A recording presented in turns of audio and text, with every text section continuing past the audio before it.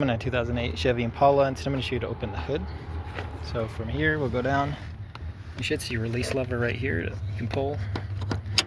If there's no resistance at all on this, you might want to check back behind this plastic, make sure all the cables are tight and attached.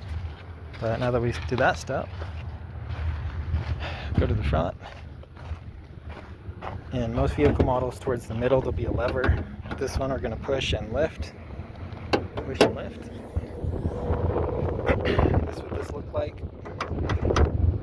Make sure nothing's bent or out of alignment, tight, no debris stuck in there to clean out. Might need to spray a little WD-40 to loosen it if needed.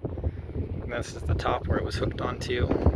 Again, make sure nothing's bent, nothing's out of alignment for the hood so it's all straight.